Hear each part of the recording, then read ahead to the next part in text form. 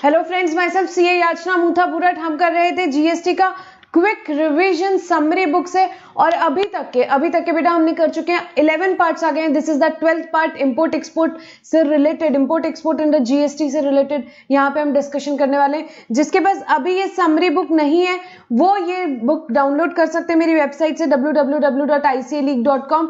And now the question bank of GST and custom, वो दोनों भी अभी अवेलेबल है। आप आज चेक कर सकते हैं वेबसाइट, आपको वहां पे बिल्कुल मिल जाएंगे क्वेश्चन बैंक।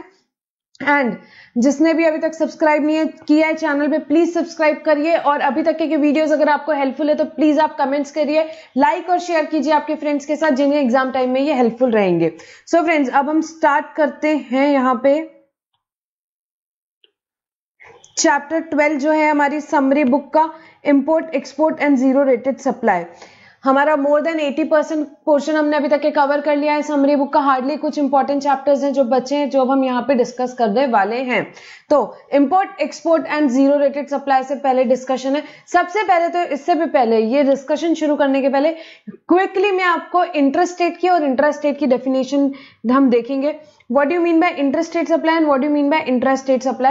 Intrastate supply क्यों देखना पड़ता है भाई मैम? टैक्स कौन सा लगाएं, सीजीएसटी लगाएं कि एसजीएसटी, सीजीएसटी एसजीएसटी लगाएं या आईजीएसटी लगाएं? वो किस पे डिपेंड करता है, whether the supply is intrastate or the supply is interstate. Fine.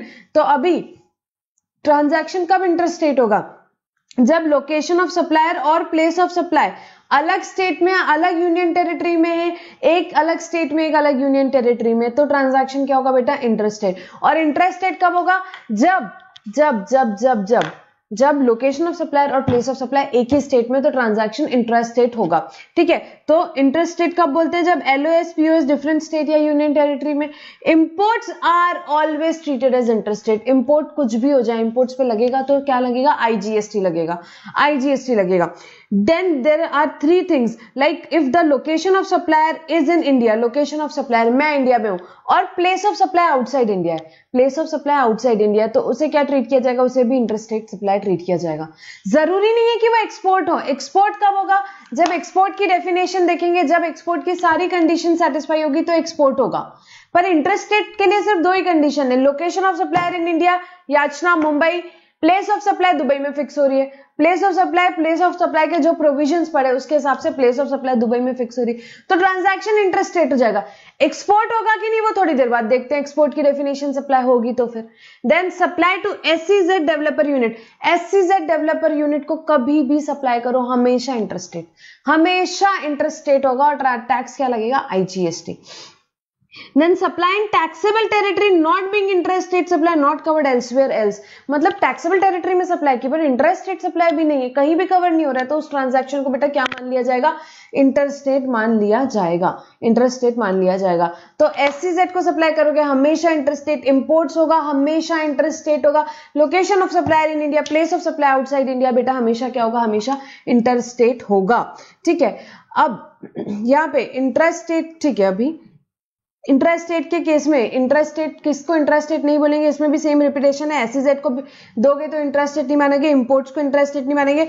और सप्लाई कर रहे हो आप कोई टूरिस्ट को, दिस इज अगेन इंपॉर्टेंट, समझो एक मिनट यहाँ पे। अगर आप सप्लाई कर रहे हो किसी टूरिस्ट को, is not normally resident in India, वो रेसिडेंट नहीं है इंडिया में, वो घूमने फिरने के लिए आया है, वो यहाँ पे क्यों आया है? Stay in India for not more than 6 months, 6 months से ज्यादा के लिए नहीं आया है, for legitimate non immigrant purpose and he is going to leave India, तो उसे भी हमेशा ट्रांजैक्शन में आईजीएसटी। कोई टूरिस्ट आएगा आपको बोलेगा कि भाई मैं टूरिस्ट हूं, यहाँ पे मुझे कौन सा टैक्स लगना चाहिए, तो मुझे उसे आप हमेशा आईजीएसटी लगाओगे। वो जब जाता रहेगा इंडिया के बाहर तो उसे रिफंड मिल जाएगा। ठीक है, तो टूरिस्ट आया है 6 महीने से ज्यादा के लिए नहीं आया, तो उसे भी हमेशा क्या ट्रीट किया जाएगा?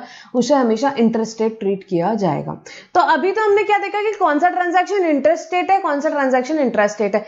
जनरल डेफिनेशन पढ़ी हमने section 7 of IGST act and section 8 of IGST act.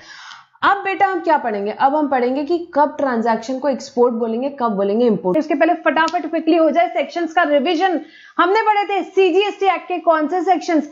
Section 7 पढ़ा था सप्लाई की डेफिनेशन सेक्शन 7 में हमने पढ़ी थी। Section 8 taxability of composite and mix supply, then section 9 levy of CGST, section 10 composition levy, section 11 power to grant exemption, section 12 time of supply of goods, section 13 time of supply of services, section 14 change in rate में क्या time of supply लेना है, section 14 में देखा था। Section 15 valuation वाले chapter में आ जाओ। 15.1 value is what, transaction value. 15.2 inclusions in transaction value. 15.3 exclusions. Section 16 eligibility and conditions for taking input tax credit. Section 17 apportionment of credit and provisions with respect to block credit, specifically 17.5 में पढ़े थे हमने। Section 18 credit in special circumstances हमने पढ़ा। Section 19 पढ़ा था। उसके बाद ITC in respect of input or inputs and capital goods sent to the job worker। Section 20 input service distributor से related section पढ़ा था। बड़े इंपॉर्टेंट सेक्शंस यहां तक थे। इसके बाद रजिस्ट्रेशन वाले चैप्टर में आ जाओ। 3 सेक्शन बहुत इंपॉर्टेंट है। कौन से? सेक्शन 22 हमने यहाँ पे पढ़ा था, the person who is liable to register. वहां पे एग्रीगेट टर्नओवर 10 लाख 20 लाख हमने पढ़ा था। सेक्शन यहाँ पे 40 लाख का भी लिमिट था किसी किसी स्टेट्स के केस में, तो हमने ये यहाँ पे डिस्कस किया था। इसके बाद section 23 the person who are not liable to take registration, and then we have studied what section 24 person required to compulsorily get registered under GST, compulsorily get registered under GST। तो ये कुछ important sections थे registration chapter तक के जो हमने पढ़े थे। इसके बाद बेटा प्लेस ऑफ सप्लाई का चैप्टर पढ़ा। प्लेस ऑफ सप्लाई कहाँ आ जाओ, IGST एक्ट में। प्लेस ऑफ सप्लाई के सेक्शंस जो दिए हुए हैं सब कहाँ दिए हुए हैं, IGST एक्ट में दिए हुए हैं। तो ये हम जो इंपोर्ट एक्सपोर्ट में पढ़ रहे हैं सेक्शंस, प्लेस ऑफ सप्लाई में पढ़ रहे हैं, this is the part of IGST act. इसके अलावा जितने सेक्शंस पढ़े वो CGST के, अभी तक जितने डिस्कस किए वो CGST एक्ट के थे। IGST एक्ट के कितने सेक्शंस पढ़े वो यहाँ हम डिस्कस करेंगे। यहाँ पे सेक्शन 10 से हमने स्टार्ट किया था।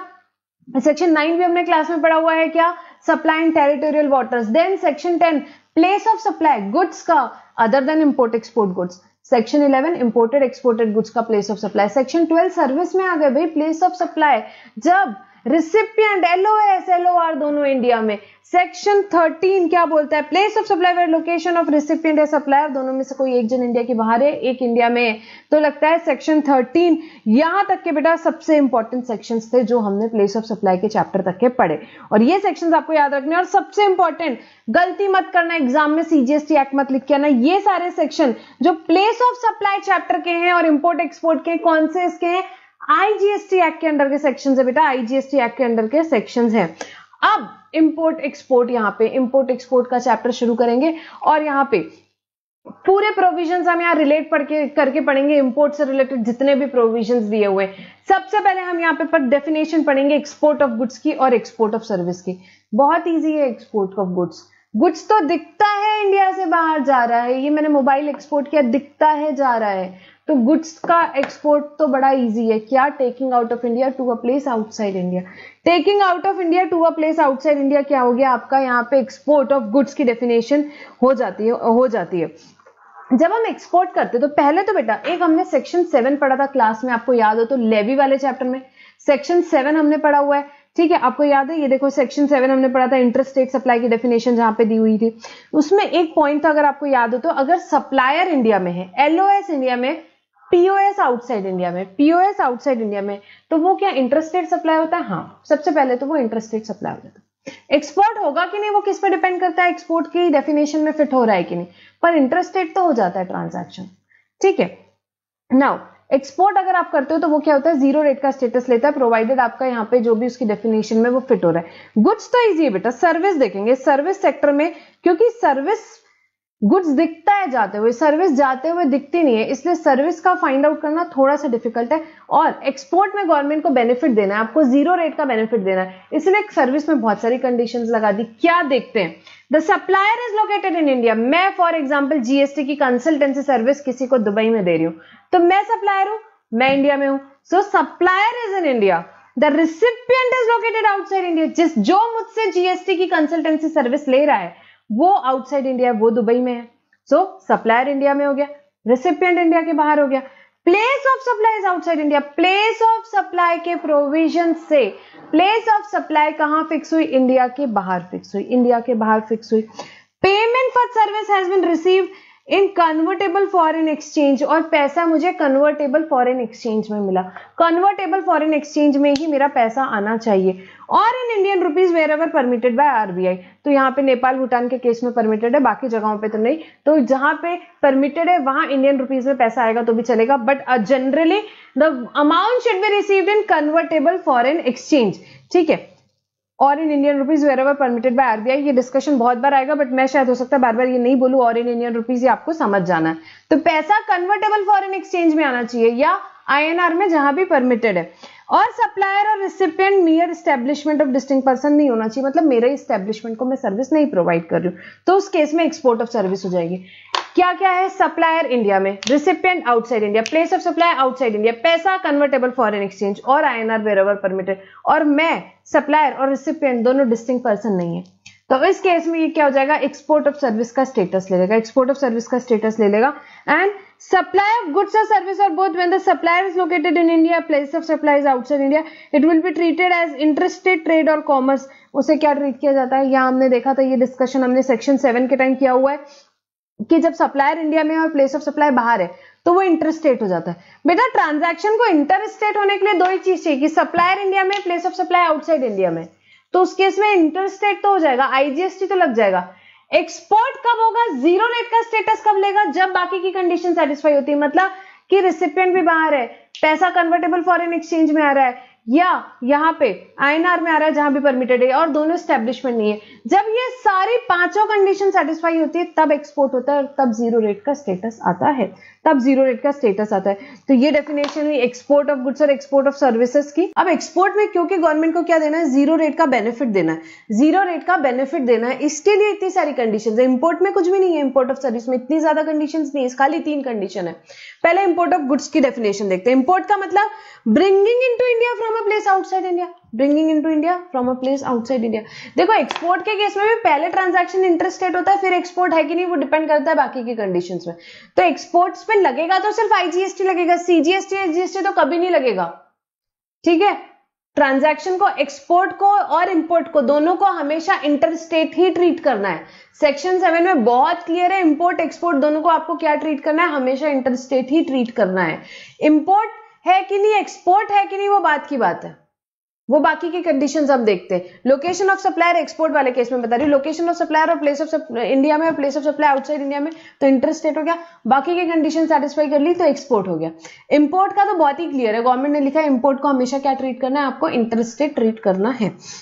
तो यहाँ पे नीचे वही लिखा है सेक्शन 7 का रेफरेंस कि उसे इंटरस्टेट ट्रीट किया गया है, और टैक्स क्या लगेगा बेटा? आईजीएसटी। अब इंपोर्ट ऑफ सर्विस की डेफिनेशन देखेंगे। यहाँ पे import of service means supply of any service where location of supplier is located outside India. Supplier कहाँ है? इंडिया के बाहर है।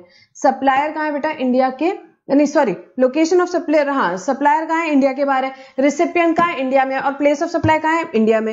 ये 3 कंडीशन अगर सेटिस्फाई होती है तो उसे क्या बोल देंगे? इंपोर्ट। क्या? सप्लायर बाहर है, रिसिपिएंट मैं इंडिया में हूँ, प्लेस ऑफ सप्लाई इंडिया में फिक्स हो रही है, तो ट्रांजैक्शन को बेटा क्या बोल देंगे? इंपोर्ट ऑफ सर्विस बोल देंगे। ट्रांजैक्शन को इंपोर्ट ऑफ सर्विस बोल देंगे। और इंटरस्टेट तो है ही, हमेशा इंटरस्टेट तो है। नीचे कुछ एग्जाम्पल्स दिए हुए हैं, वो एक बार देखेंगे। यहाँ पे सप्लायर बाहर है जर्मनी में, रिसिपिएंट इंडिया में है, प्लेस ऑफ सप्लाई इंडिया में है। पहले तो ट्रांजैक्शन इंटरस्टेट है क्या? हाँ जी बिल्कुल है। एलओएस पीओएस अलग अलग जगह इंटरस्टेट है, ठीक है। अब ट्रांजैक्शन क्या इंपोर्ट है? हाँ, इंपोर्ट की डेफिनेशन की तीनों कंडीशन, सप्लायर इंडिया के बाहर, रिसिपिएंट इंडिया में, प्लेस ऑफ सप्लाई इंडिया में। ट्रांजैक्शन इंपोर्ट, टैक्स लग जाएगा बेटा आईजीएसटी, टैक्स लग जाएगा आईजीएसटी। रिवर्स चार्ज लगेगा क्या? हाँ लगेगा, एक्सेप्ट एनटीओआर रिवर्स चार्ज लगेगा। रिवर्स चार्ज क्यों लगेगा? इंपोर्ट के केस में बेटा हमेशा, अब आप रिवीजन लेक्चर देख रहे हो आपको बिल्कुल आइडिया होगा, इंपोर्ट के केस में हमेशा टैक्स कौन पे करता है? इंपोर्टर पे करता है, इंपोर्टर पे करता है, except NTOR. NTOR non taxable online recipient जो है उनके केस में एग्जेम्प्ट किया हुआ है। सेंट्रल गवर्नमेंट है, स्टेट गवर्नमेंट है, जो अदर देन बिजनेस के लिए बुलवा रहा है, एनटीओआर की डेफिनेशन एक बार देखेंगे, तो उन लोगों को एग्जेम्पशन है। बाकी अगर इंपोर्ट आप कर रहे हो तो टैक्स कौन पे करेगा? इंपोर्ट पे रिवर्स चार्ज में यहाँ पे जो भी बंदा इंपोर्ट कर रहा है वो रिसिपिएंट पे करेगा। गवर्नमेंट थोड़ी ना यार बाहर जाके किसी को ढूंढेगी, उसको रिवर्स चार्ज में ही डाल दिया, ठीक है। Then supplier Mumbai, okay, recipient Germany, okay, place of supply बाहर, इंटरस्टेट, एक्सपोर्ट हो जाएगा अगर 2 कंडीशन और सेटिस्फाई होती है। कौन सी? अगर पैसा कन्वर्टेबल फॉरेन एक्सचेंज में आ जाता है और वो दोनों क्या है, यहाँ पे सेम स्टैब्लिशमेंट नहीं है, तो उस केस में उसे एक्सपोर्ट भी ट्रीट कर लिया जाएगा। Then third condition, third case में थोड़ा सा चेंज करना है, यहाँ पे एक थोड़ा सा एरर हो गया है। एलओआर आपका मुंबई है और पीओएस आपका जर्मनी है। अब सप्लायर इंडिया में, place of supply outside India, interstate है क्या? हाँ जी इंटरस्टेट हो गया। बट क्या एक्सपोर्ट है क्या? एक्सपोर्ट के लिए एक और कंडीशन होती है, रिसिपिएंट भी बाहर होना चाहिए। रिसिपिएंट यहाँ पे इंडिया में है, सो इसे एक्सपोर्ट नहीं ट्रीट किया जाएगा। देन नेक्स्ट LOS जर्मनी, लोग सप्लायर बाहर है, ओके, रिसिपिएंट भी बाहर है, ओके, सप्लायर रिसिपिएंट दोनों बाहर है। प्लेस ऑफ सप्लाई खाली इंडिया में फिक्स हुई, तो ट्रांजैक्शन इंटरस्टेट हो जाएगा। कैसे?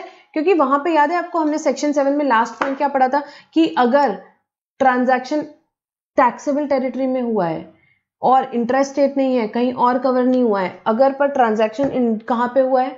ट्रांजैक्शन इंडिया में हुआ है, ट्रांजैक्शन टैक्सेबल टेरिटरी में हुआ है, तो उस केस में उसे इंटरस्टेट तो ट्रीट कर लिया जाएगा, उसे इंटरस्टेट तो ट्रीट किया। प्लेस ऑफ सप्लाई इंडिया में फिक्स हुई ना, इंटरस्टेट तो हो गया भाई, इंटरस्टेट हो गया वो ट्रांजैक्शन।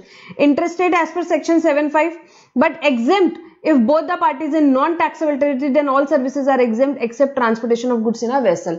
ये अभी एक exemption notification है, आगे उसमें क्या पढ़ेंगे हम। exemption notification में क्या दिया हुआ है कि कोई भी सर्विसेज है, अगर आपने तो पढ़ा ही होगा खैर वो exemption notification, कि अगर सप्लायर भी इंडिया के बाहर है, रिसिपिएंट भी इंडिया के बाहर है, और अगर यहाँ पे ट्रांजैक्शन जो प्लेस ऑफ सप्लाई फिक्स हो रही है या टैक्सेबल टेरिटरी में ट्रांजैक्शन हो रहा है, तो उस केस में बेटा हर एक ट्रांजैक्शन एग्जेम्प्ट है except transportation of goods in a vessel. Transportation of goods in a vessel taxable रहेगा, इंपोर्टर को डिस्चार्ज करनी रहेगी लायबिलिटी। ये हमने बहुत ज्यादा डिटेल में पढ़ा था, ठीक है, ये आपको मेरे ख्याल से तो ध्यान में होना चाहिए। नेक्स्ट क्विकली देखेंगे क्या टैक्सेबिलिटी OIDR सर्विसेज की, ठीक है, OIDR सर्विसेज की और अदर ऑनलाइन सर्विसेज की और ऑनलाइन मनी गिविंग की, सबकी टैक्सेबिलिटी देखेंगे। अभी रीजनिंग पे नहीं जाएंगे, टैक्सेबिलिटी बस देखेंगे यहाँ पे। सो OIDR सर्विस कौन प्रोवाइड कर रहा है? Any person located in non taxable territory. किसको प्रोवाइड कर रहा है? NTOR को। NTOR को, अनरजिस्टर्ड पर्सन को, या जिसने क्या किया, रजिस्ट्रेशन लिया for the purpose of TDS deduction. हमने पढ़ा था NTOR की डेफिनेशन। सो क्या बात हो रही है? OIDR सर्विस कौन दे रहा है? कोई भी पर्सन जो लोकेटेड है आउटसाइड इंडिया, किसको दे रहा है? NTOR को दे रहा है, NTOR को दे रहा है। तो क्या बात हुई थी? टैक्सेबल है क्या? यस है मैम, टैक्सेबल है, एग्जेम्पशन नहीं है, टैक्सेबल है। और टैक्स कौन पे करेगा? वही सप्लायर पे करेगा मैम, सप्लायर पे करेगा टैक्स। यहाँ पे उसको रजिस्ट्रेशन लेना पड़ेगा सिंप्लीफाइड रजिस्ट्रेशन स्कीम है, और सेक्शन 14 ऑफ IGST एक्ट के अंडर क्या है? उसको IGST पे कर देना, टैक्स पे करना है उसको, टैक्स पे करने की लायबिलिटी आती है। नेक्स्ट अगर हम बात करें OIDR सर्विस, यहाँ पे OIDR सर्विस किसको दी जा रही है? फॉर एग्जांपल ट्रस्ट को दी जा रही है। कौन दे रहा है? वही, हर केस में दे तो वही रहा है, any person located in non taxable territory, but trust को दे रहे हैं। तो ट्रस्ट के केस में क्या एग्जेम्पशन नोटिफिकेशन लगता है? एग्जेम्पशन होता है? नहीं, एग्जेम्पशन नहीं होता मैम, ट्रस्ट के केस में एग्जेम्पशन नहीं है। OIDR सर्विसेज अगर ट्रस्ट को दे रहे हो आप यहाँ पे, तो एग्जेम्पशन नहीं। सेंट्रल गवर्नमेंट, स्टेट गवर्नमेंट, हमने देखा था यहाँ पे लोकल अथॉरिटी को, अनरजिस्टर्ड पर्सन को, ट्रस्ट को दे रहे हो तो एग्जेम्पशन नहीं रहता है, उस केस में टैक्सेबल होगा। अब टैक्सेबल होगा तो उस केस में क्या ट्रस्ट NTOR है? नहीं, NTOR है नहीं। ट्रस्ट के केस में क्या होगा? फिर वो सप्लायर को टैक्स पे करने की जरूरत नहीं, ट्रस्ट पे करेगा अंडर रिवर्स चार्ज, ट्रस्ट पे करेगा अंडर रिवर्स चार्ज, ठीक है। अभी डिटेल में नहीं जाएंगे। OIDR सर्विसेज अगर ट्रस्ट को रिसीव हुई तो ट्रस्ट टैक्स पे करता है under reverse charge. Other online services की बात करें, अदर ऑनलाइन सर्विसेज कौन दे रहा है? Any person located in non taxable territory. कोई भी ऑनलाइन सर्विसेज अनरजिस्टर्ड पर्सन ले रहा है, यहाँ पे कोई भी बाहर बैठ के कोई भी ऑनलाइन सर्विसेज किसी अनरजिस्टर्ड पर्सन को दे रहा है, हर केस में वो एग्जेम्प्ट रहेगी। एग्जेम्पशन नोटिफिकेशन की वाया क्या रहेगी? हर केस में वो एग्जेम्प्ट रहेगी। यहाँ पे अदर ऑनलाइन सर्विसेज अगर ट्रस्ट को भी मिल रही है तो अदर ऑनलाइन सर्विसेज के केस में एग्जेम्प्ट रहेंगे, ठीक है। OIDR के केस में एग्जेम्पशन नहीं लगता, बट कोई भी अदर ऑनलाइन सर्विसेज कौन ले रहा है? यहाँ पे ट्रस्ट को मिल रही है तो वो क्या रहेगी? एग्जेम्प्ट रहेगी। OIDR सर्विसेज चाहे अदर ऑनलाइन सर्विसेज किसको मिल रही है? Any person other than NTOR को, any person other than NTOR को। तो उस केस में क्या होगा? किसकी बात हो रही है यहाँ पे OIDR सर्विस हो चाहे कोई भी अदर ऑनलाइन सर्विसेज हो, NTOR के अलावा कोई और ले रहा है तो उस केस में टैक्सेबल होगी और रिवर्स चार्ज लगेगा, रिवर्स चार्ज के हिसाब से टैक्सेबल होगी। और ऑनलाइन मनी गेमिंग नई चीज आई है, हमारी बात हुई थी ऑनलाइन मनी गेमिंग, तो भाई कोई भी person, any person located in non taxable territory, India में किसी को भी देना भाई, किसी को भी दे, टैक्सेबल होगी। ऑनलाइन मनी गेमिंग हर केस में टैक्सेबल होगी, और जो सप्लायर बाहर बैठा है वो टैक्स पे करेगा, वो टैक्स पे करेगा। ऑनलाइन मनी गेमिंग पे बेटा बिल्कुल एक्सपेक्टेड क्वेश्चन है, आना चाहिए एग्जाम में। उसके बाद में, ठीक है, लेक्चर 1 अमेंडमेंट लेक्चर का जो लेक्चर 1 है वो आप एक बार चेक कर सकते हो। उसमें मैंने क्या किया है, आपके सारे ऑनलाइन मनी गेमिंग के प्रोविजंस जो हर चैप्टर के हैं वो सारे कंबाइन करके एक ही जगह पे बताए हुए हैं। सो आप वो देखो, very important from exam point of view. OIDR services में सेक्शन 14 ऑफ IGST एक्ट क्या बोलता है? जो हमने बात पढ़ी अभी वही बात है, सिंपल सी। क्या OIDR सर्विस यहाँ पे कौन दे रहा है? कोई भी person located in non taxable territory. किसको दे रहा है? NTOR को दे रहा है, NTOR को दे रहा है, नॉन टैक्सेबल ऑनलाइन रिसिपिएंट को। तो उस केस में टैक्स कौन पे करेगा? करेगा, जो सप्लायर है उसको टैक्स पे करने की रिस्पॉन्सिबिलिटी आती है, क्या आईजीएसटी पे करेगा, आईजीएसटी पे करेगा। अब यहाँ पे अगर OIDR सर्विस प्रोवाइड कर रहा है कौन, वही person located in non taxable territory, किसको, NTOR को, बट बीच में इंटरमीडिएटरी, तो इंटरमीडिएटरी को डीम टू बी रिसिपिएंट मानेंगे, एक्सेप्ट किन केसेस में उसको रिसिपिएंट नहीं मानेंगे, अगर जो भी वो इनवॉइस है, बिल जो भी है या रिसीट जो भी इशू कर रहे हैं यहाँ पे, ठीक है, इशू और मेड अवेलेबल कौन कर रहा है, bye such intermediary taking part in supply, clearly identifies क्या सर्विस है, और सप्लायर यहाँ पे क्लियरली आइडेंटिफाई कर रहा है कि भाई क्या सर्विस है, और यहाँ पे सप्लायर कौन है वो क्लियरली आइडेंटिफाई कर रहा है। इंटरमीडिएटरी क्या है, does not authorise the charge to customer और take part in its charge which that it is intermediary, collect नहीं कर रहा है, प्रोसेस नहीं कर रहा है पेमेंट, या कोई रिस्पॉन्सिबिलिटी नहीं है, ठीक है, पेमेंट से रिलेटेड कोई रिस्पॉन्सिबिलिटी नहीं है इंटरमीडिएटरी की। इंटरमीडिएटरी जो है वो डिलीवरी ऑथोराइज नहीं कर रहा है, और जो जनरल टर्म्स एंड कंडीशन है वो इंटरमीडिएटरी यहाँ पे सेट नहीं कर रहा है, ठीक है। सो जो इनवॉइस बिल वगैरह है वो सब कुछ क्लियरली बता रहा है कि भाई क्या सर्विस है और सप्लायर कौन है। उसके बाद सेकेंडली पेमेंट में कहीं इंटरमीडिएटरी का इन्वॉल्वमेंट नहीं है, उसके बाद डिलीवरी वो ऑथराइज नहीं कर रहा है, जनरल टर्म्स एंड कंडीशन जो इंटरमीडिएटरी सेट नहीं कर रहा है, तो उस केस में उसको रिसिपिएंट नहीं मानेंगे, रिसिपिएंट नहीं मानेंगे। बाकी हर केसेस में क्या करेंगे, इंटरमीडिएटरी को ही रिसिपिएंट मान लिया जाएगा। अब जो सप्लायर है OIDR सर्विसेज का, उसको क्या करना है, उसको रजिस्ट्रेशन लेना है और GST का पेमेंट करना है। क्या पे करेगा, IGST पे करेगा, सिंप्लीफाइड रजिस्ट्रेशन स्कीम में रजिस्ट्रेशन लेगा। अब सप्लायर नहीं है बट यहाँ पे कोई पर्सन रिप्रेजेंट कर रहा है सप्लायर को, तो वो रिप्रेजेंटेटिव रजिस्ट्रेशन लेगा, पे करेगा टैक्स। यहाँ पे सप्लायर का भी फिजिकल प्रेजेंस नहीं है, रिप्रेजेंटेटिव भी नहीं है, तो भाई साहब अपॉइंट करिए आप और टैक्स पे करिए, IGST पे करिए, ठीक है, अपॉइंट करें और टैक्स पे करवाएं यहाँ पे। नेक्स्ट आया 14A। अब 14A किसकी बात करता है, ऑनलाइन मनी गेमिंग की, बड़ी सिंपल सी बात करता है। क्या, यहाँ पे अगर कोई भी सप्लायर है, कहाँ पे लोकेटेड है, वो नॉन टैक्सेबल टेरिटरी में है और किसी को भी क्या दे रहा है, ऑनलाइन मनी गेमिंग दे रहा है, तो वो सप्लायर को टैक्स पे करना है। कौन सा टैक्स पे करना है, IGST पे करना है, उसको भी सिंगल रजिस्ट्रेशन लेना है अंडर सिंप्लीफाइड रजिस्ट्रेशन स्कीम। किसको, any person located in non taxable territory. किसको दे रहा है online money gaming, any person in India, किसी को भी देना भाई, सप्लायर को टैक्स पे करना है, रजिस्ट्रेशन लो, टैक्स पे करो। नहीं हो आप यहाँ पे तो, और आपका रिप्रेजेंटेटिव है तो रिप्रेजेंटेटिव रजिस्ट्रेशन लेगा और IGST पे करेगा। आप भी नहीं हो, आपका फिजिकल प्रेजेंस भी नहीं है, रिप्रेजेंटेटिव भी नहीं है, तो अपॉइंट करो किसी को और क्या करो, टैक्स का पेमेंट करो। अगर फेलियर टू कंप्लाई है, यहाँ कौन सप्लायर या जिसको अपॉइंट किया है वो फेलियर टू कंप्लाई है, तो उस केस में जो भी इंफॉर्मेशन जनरेट हो रही है, ट्रांसमिट हो रही है, रिसीव हो रही है, होस्ट हो रही है यहाँ पे किसी भी कंप्यूटर रिसोर्स में, किस चीज के लिए, for supply of online money gaming by supplier, उसको क्या कर दिया जाएगा, ब्लॉक कर दिया जाएगा। फॉर एक्सेस बाय पब्लिक, उसको क्या कर दिया जाएगा, ब्लॉक कर दिया जाएगा। अगर आपने क्या किया, फेलियर टू कंप्लाई, सप्लायर ने या जो भी पर्सन अपॉइंटेड है उसने फेलियर टू कंप्लाई किया, तो उस केस में क्या कर दी जाएगी, जो भी इंफॉर्मेशन है उसको ब्लॉक कर दी जाएगी for access by the public, उसे ब्लॉक कर दी जाएगी। उसके बाद में नेक्स्ट आया बेटा सेक्शन 16 जीरो रेटेड सप्लाईज की बात करता है। किसकी, जीरो रेटेड सप्लाईज। बड़ी सिंपल सी बात है, जीरो रेटेड सप्लाई मतलब क्या, दो ही चीजें आती है, एक तो एक्सपोर्ट, चाहे गुड्स का चाहे सर्विसेज का, वो जीरो रेट होता है, ठीक है। तो अगर आप एक्सपोर्ट कर रहे हो तो जीरो रेट का बेनिफिट आपको मिल सकता है। सेकंड, आप सप्लाई कर रहे हो चाहे गुड्स या सर्विसेज ऑथोराइज्ड ऑपरेशन के लिए SEZ यूनिट को या SEZ डेवलपर को, ठीक है, तो उस केस में आपको क्या होता है, जीरो रेट का बेनिफिट मिल जाता है। जीरो भले से हो सकता है भाई वो गुड्स या सर्विसेज अगर हम डोमेस्टिक मार्केट में सप्लाई करते हैं तो टैक्स लगता है, बट क्योंकि आपने एक्सपोर्ट किया या SEZ यूनिट या डेवलपर को सप्लाई किया तो आपको क्या मिल जाएगा, जीरो रेट का बेनिफिट मिल जाएगा।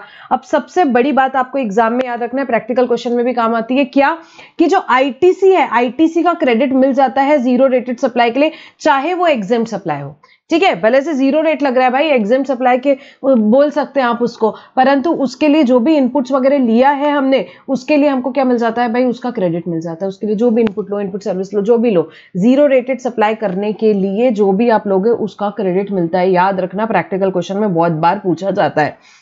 उसके बाद में आप क्या हो, रजिस्टर्ड पर्सन हो, आप क्या कर रहे हो, जीरो रेटेड सप्लाई कर रहे हो, तो आप क्या कर सकते हो, रिफंड ले सकते हो। जो अनयूटिलाइज ITC बन गया, अनयूटिलाइज ITC आपके पास जो बच गया, वो आप क्या कर सकते हो, रिफंड ले सकते हो। किस केस में, जब आप विदाउट पेमेंट ऑफ टैक्स में जा रहे हो, विदाउट पेमेंट ऑफ IGST आपने जीरो रेटेड सप्लाई किया, तो आपके पास जो भी अनयूटिलाइज ITC बच गया उसका आप क्या ले सकते हो, रिफंड ले सकते हो। देखो सिंपल सी बात है, समझो, आपने क्या किया है, आप एक्सपोर्ट कर रहे हो या आप SEZ को सप्लाई कर रहे हो, टोटली हो सकता है आपका यही 100% काम है, ठीक है। तो इनपुट्स वगैरह जो ले रहे हो आप, उसका क्रेडिट तो आपको मिल ही रहा था, क्रेडिट मिल रहा था। अब आप किस में चले गए, विदाउट पेमेंट ऑफ आईजीएसटी में। विदाउट पेमेंट ऑफ आईजीएसटी मतलब कि एक्सपोर्ट किया या एसएजेड किया को सप्लाई किया आपने, ठीक है। अब आपका आईजीएसटी आना था 2 करोड़ रुपए, 2 करोड़, क्योंकि आपने कोई जीरो रेट का बेनिफिट मिला है तो आपको कोई टैक्स नहीं लगा। आपने विदाउट पेमेंट ऑफ टैक्स आपने एक्सपोर्ट कर दिया या सप्लाई कर दिया एसएजेड को। कर सकते हो क्या, यस। विद पेमेंट भी कर सकते हो, विदाउट पेमेंट भी कर सकते हो। तो आपने विदाउट पेमेंट किया। अब इसके बाद जो भी आईटीसी पड़ा था क्रेडिट, इसका क्या करोगे आप, इसका रिफंड ले सकते हो। रिफंड ऑफ अनयूटिलाइज्ड आईटीसी मिलता है किस केस में, जब आप without payment of IGST, without payment of IGST क्या कर रहे हो, यहाँ पे जीरो रेटेड सप्लाई कर रहे हो, तो जो आपके पास आईटीसी पड़ा है उसका क्या ले सकते हो, रिफंड ले सकते हो, रिफंड ले सकते हो, ठीक है। ये एक बात होगी। सेकंड क्या बात हो रही है कि भाई समझा आपको, अभी इतना ही टाइम है बेटा, अभी एग्जाम्पल नहीं ले सकते। अब नेक्स्ट क्या बात हो रही है यहाँ पे, रजिस्टर्ड पर्सन जो भी जीरो रेटेड सप्लाई कर रहा है, अगर उसका क्या होता है कि भाई आपने जीरो रेटेड सप्लाई किया, मतलब एक्सपोर्ट किया या एसएजेड को सप्लाई किया, और क्या हुआ भाई पैसे आए नहीं, यहाँ पे सेल प्रोसीड्स आई नहीं आपकी, तो उस केस में आपको क्या करना पड़ता है, जो भी आपको ये रिफंड मिला है, अनयूटिलाइज्ड आईटीसी का रिफंड मिला है, वो डिपॉजिट कर दो अलोंग विद इंटरेस्ट। कितने दिन में, 30 days after the time limit जो भी प्रिस्क्राइब की गई है फेमा में for receipt of foreign exchange. जो भी फेमा में टाइम लिमिट दिया था उसके बाद भी 30 डेज तक के भी पैसा आपको नहीं आया तो क्या करना है भाई, आपका रियलाइज नहीं हुआ सेल प्रोसीड्स, तो आपको क्या करना है, जो ये अनयूटिलाइज्ड आईटीसी का रिफंड लिया था वो अलोंग विद इंटरेस्ट वापस से पे कर दो। वो अलोंग विद इंटरेस्ट क्या कर देना है, आपको डिपॉजिट कर देना है, डिपॉजिट कर देना है, ठीक है। तो ये सबसेक्शन 3 किसकी बात कर रहा है, सबसेक्शन 3 बात कर रहा है यहाँ पे विदाउट पेमेंट ऑफ टैक्स के केस में आपने जीरो रेटेड सप्लाई की तो रिफंड ले सकते, आप क्या कर सकते हो, अनयूटिलाइज्ड आईटीसी का रिफंड ले सकते हो। बट अगर non realisation of sale proceeds है विद इन 30 डेज जो भी टाइम दिया है फेमा में, उस केस में डिपॉजिट करना पड़ेगा वो refund along with interest, along with interest. Subsection 4 किसकी बात करता है, आप जीरो रेटेड सप्लाई कर रहे हो with the payment of tax, मतलब चाहे एक्सपोर्ट किया चाहे एसईजेड को सप्लाई किया, विद पेमेंट ऑफ टैक्स कर रहे हो, विद पेमेंट ऑफ टैक्स कर रहे हो तो कर सकते हो। और फिर बाद में क्या कर सकते हो, जो टैक्स पे किया उसके रिफंड के लिए भी जा सकते हो, उसके रिफंड के लिए भी जा सकते हो। सो गवर्नमेंट क्या बताएगी भाई, कौन से क्लास ऑफ पर्सन है जो क्या कर सकते हैं, जीरो रेटेड सप्लाई कर सकते हैं ऑन पेमेंट ऑफ आईजीएसटी। मतलब मैंने एक्सपोर्ट किया, यहाँ पे फॉर एग्जांपल एक्सपोर्ट किया, यहाँ पे कितना 2 करोड़ का मेरा टैक्स आ रहा था, मैंने टैक्स पे कर दिया, टैक्स पे कर दिया, मैं बाद में क्या कर सकती हूँ, उसका रिफंड ले सकती हूँ, कोई दिक्कत की बात नहीं है। और क्या कर सकती हूँ, क्लेम कर सकती हूँ रिफंड। और गवर्नमेंट बताएगी कौन से गुड्स और सर्विसेज है जो कि आप एक्सपोर्ट कर सकते हो आईजीएसटी पे करके और उसका रिफंड फिर क्लेम कर सकते हो। आईजीएसटी पे करके आपने एक्सपोर्ट कर दिया, जीरो रेटेड सप्लाई कर दिया और बाद में रिफंड कर दिया, तो गवर्नमेंट ने क्या बताया कि सारे गुड्स और सर्विसेज का कर सकते हो एक्सेप्ट स्पेसिफाइड, वो टोबैको वगैरह है उनको स्पेसिफाई किया उन्होंने, पान मसाला एंड ऑल दैट, उनका आप नहीं ले सकते हो। बाकी सारे उनके लिए एक स्पेशल प्रोसीजर है। बाकी सभी केसेस में आप क्या कर सकते हो, आप बिल्कुल यहाँ पे जीरो रेटेड सप्लाई कर सकते हो, व्हाट विद पेमेंट कर सकते हो और फिर उसका क्या कर सकते हो, रिफंड ले सकते हो, उसका क्या कर सकते हो, रिफंड दे सकते हो। रिफंड के चैप्टर में बेटा क्वेश्चन आते हैं एग्जाम में, या तो रिफंड के कैलकुलेशन के 89, 4 और 5 वो देख लो रिफंड के चैप्टर में, या थ्योरी क्वेश्चन आता है। तो रिफंड के चैप्टर के लिए क्या कर लो, फटाफट क्वेश्चन बैंक के 5-6 क्वेश्चन देख, आप जो क्वेश्चन दिए हुए हैं वो सारे देख लो। एक इन्वर्टेड ड्यूटी स्ट्रक्चर का रिफंड का आता है, कभी एक्सपोर्ट्स के रिफंड का आता है, कभी थ्योरेटिकल क्वेश्चन आते हैं। तो फटाफट क्या करने हैं, रिफंड के चैप्टर में जो 8-10 क्वेश्चन है वो हमके देख लेने हैं, ठीक है। सो अभी ये सेक्शन 16(4) किसकी बात कर रहा है, जीरो रेटेड सप्लाई क्या कर सकते हो, विद पेमेंट ऑफ टैक्स भी कर सकते हो और फिर उसका रिफंड आप क्लेम कर सकते हो, एक्सेप्ट वो टोबैको वगैरह उन सबका नहीं होता, बाकी सबका होता है। अब कुछ 3 फटाफट क्लैरिफिकेशन है, देखेंगे यहाँ पे। देखो अगर यहाँ पे आपका जो एक्सपोर्ट का प्रोसीड्स है, एक्सपोर्ट का प्रोसीड्स है यहाँ पे कहाँ आ रहा है, स्पेशल वोस्ट्रो अकाउंट में आ रहा है जो कि आरबीआई परमिट कर रहा है, तो उसको मान लिया जाएगा कि भाई क्या है, भाई पैसा आया है आपका यहाँ पे, जैसे जो कंडीशन है एक्सपोर्ट ऑफ सर्विस के लिए कि पैसा कन्वर्टेबल फॉरेन एक्सचेंज में आना चाहिए, वैसे मान लिया जाएगा। किस केसेस में, जब आपका पैसा भले इंडियन रुपीज में आ रहा है, कहां से, special vostro account, special vostro account से, तो उसको भी मान दिया जाएगा कि भाई कंडीशन फुलफिल हो रही है एक्सपोर्ट ऑफ सर्विस के लिए, ठीक है। सिंपल है, not very important. Next clarification export of service पे ही है, जिस केस में अगर हमने आउटसोर्स कर दिया है कुछ पोर्शन ऑफ सर्विस, तो ठीक है, इसको फटाक से डायग्राम से देखेंगे। देखो क्या हुआ, यहां पे आप हो फॉर एग्जांपल मिस्टर ए, आपको क्या है, यहां से बाहर से कोई कॉन्ट्रैक्ट मिला, एक्सपोर्ट ऑफ सर्विस का कॉन्ट्रैक्ट मिला 5 लाख यूएसडी का, 5 लाख यूएसडी का, आपने सर्विस सप्लाई करनी है, फुल कॉन्ट्रैक्ट वैल्यू कितनी है, 5 lakh USD, 5 lakh USD. But आपको लग रहा है कि भाई जो थोड़ा सा पोर्शन है, 2 लाख यूएसडी वाला जो पोर्शन है, यहाँ पे थोड़ा पोर्शन क्या करना है, आपने बाहर वाले किसी को आउटसोर्स कर दिया, मिस्टर जेड को आपने यहाँ पे आउटसोर्स कर दिया कि भाई तू ही डायरेक्टली प्रोवाइड कर दे, यहाँ पे तू भी यूएस में, मेरी सामने वाली पार्टी भी यूएस में, तू ही डायरेक्टली प्रोवाइड कर दे, ठीक है। तो उसने बोला ठीक है मैं प्रोवाइड कर दूंगा, प्रोवाइड कर दूंगा। तो जो वो यहाँ पे सर्विस प्रोवाइड करा उसके लिए हो सकता है पैसे वहीं के वहीं क्या किया, यहाँ पे आपको कॉन्ट्रैक्ट मिस्टर सी ने दिया था, तो मिस्टर सी ने बोला कि ठीक है मैं पैसा यहीं के यहीं मिस्टर जेड को दे देता हूँ। आपने बोला कोई दिक्कत नहीं है, आप मेरे को दोगे फिर मैं उसको दूंगा, फालतू के फॉरेन एक्सचेंज टूटेगा। आप क्या कर दो, पैसा डायरेक्टली मिस्टर जेड को दे दो।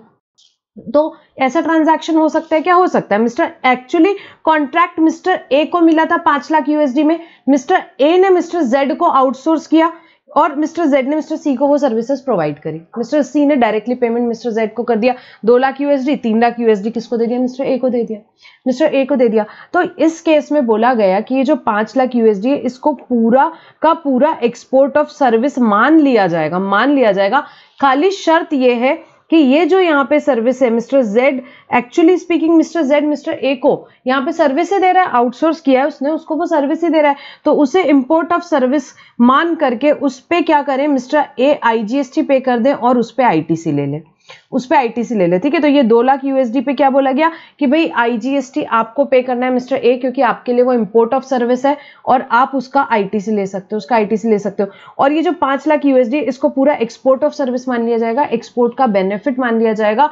भले से 2 लाख यूएसडी का रेमिटेंस आप बोलोगे कि मैम पैसा तो आया ही नहीं कन्वर्टेबल फॉरेन एक्सचेंज में, बट आपको यहाँ पे अलाउ किया गया कि मान लिया जाएगा कि ठीक है भाई वो पैसा यहाँ पे आ गया है, एक्सपोर्ट की कंडीशन सेटिस्फाई हो गई है, बट शर्त उसमें यह है कि भाई आरबीआई ने भी अलाउ करना चाहिए, ठीक है। तो यहाँ पे 2 चीजें, ये जो फुल कॉन्ट्रैक्ट वैल्यू है इसको एक्सपोर्ट ऑफ सर्विस मान लिया जाएगा, शर्त उसमें क्या है कि मिस्टर ए ने क्या करना चाहिए, आईजीएसटी पे करना है, आईटीसी ले लेना है और आरबीआई ने अलाउ करना है। तो पैसा अगर बाहर भी आता है तो उसे क्या मान लिया जाएगा, उसे मान लिया जाएगा कि भाई एक्सपोर्ट की कंडीशन सेटिस्फाई हो रही है, तो इसको फुल कॉन्ट्रैक्ट वैल्यू को एक्सपोर्ट मान लिया जाएगा। बड़ी सिंपल वर्ड्स में क्या, आउटसोर्सिंग के केस में फुल कॉन्ट्रैक्ट वैल्यू को एक्सपोर्ट ऑफ सर्विस मान लिया जाएगा, प्रोवाइडेड आउटसोर्स पोर्शन पे आप क्या कर रहे हो, आईजीएसटी पे करके आईटीसी ले ले रहे हो, ठीक है। तो सिंपल सा क्लैरिफिकेशन है, इससे ज्यादा डिटेल में अभी नहीं जाएंगे, क्लास में किए थे एग्जाम्पल वगैरह, आगे आएंगे। नेक्स्ट क्लैरिफिकेशन फटाफट डायग्राम फॉर्म में दिया हुआ है बेटा, देखेंगे यहाँ पे देखो, एक्सपोर्ट ऑफ सर्विस में हमने देखा, ठीक है, एक्सपोर्ट ऑफ सर्विस के लिए क्वालिफाई होते हैं जब सारी कंडीशंस के साथ एक कंडीशन ये भी थी, not establishment of distinct person, ठीक है। तो not establishment of distinct person रहोगे तभी एक्सपोर्ट ऑफ सर्विस क्लीम माना जाएगा। अब देखो, जब ब्रांच है, रिप्रेजेंटेशनल ऑफिस वगैरह, उनके केस में क्या बात हो रही है। अब फॉर एग्जाम्पल यहाँ पे कोई कंपनी है, वो क्या इनकॉर्पोरेटेड आउटसाइड इंडिया, उनकी ब्रांच है, रिप्रेजेंटेशनल ऑफिस वगैरह है, वो क्या है यहाँ पे इंडिया में भी है, but it is not incorporated in India, incorporated India में नहीं है, ठीक है, बाहर ही इनकॉर्पोरेटेड है। ये दोनों एक दूसरे के लिए क्या है, एस्टेब्लिशमेंट ऑफ डिस्टिंक्ट पर्सन है, ठीक है।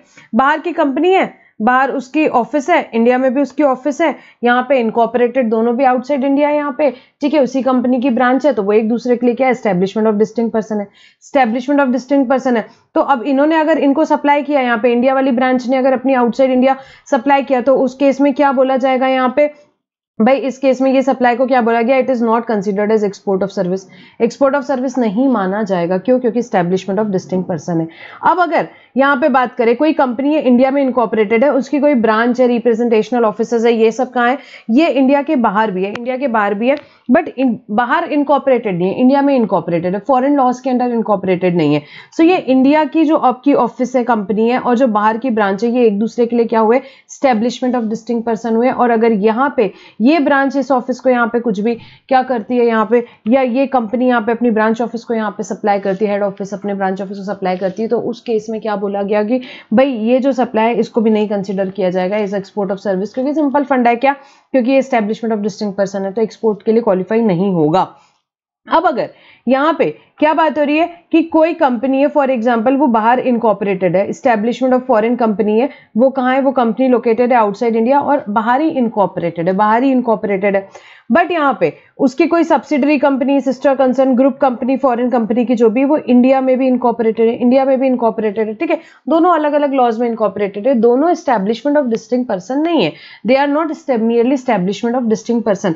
सो इस केस में अगर यहाँ पे इंडिया से आउटसाइड इंडिया सप्लाई की, ये सब्सिडरी कंपनी क्या कर रही है, दूसरे एस्टैब्लिशमेंट को सप्लाई कर रही है, तो उसे क्या मान लिया जाएगा, वो एक्सपोर्ट ऑफ सर्विस के लिए बिल्कुल क्वालिफाई हो सकते हैं, एक्सपोर्ट के बेनिफिट्स मिल सकते हैं, ठीक है। तो ये अलग अलग सिचुएशन क्वेश्चन में एक्सपोर्ट ऑफ सर्विस के केस में क्लैरिफिकेशन आया था, हमने डायग्राम फॉर्म में देखा।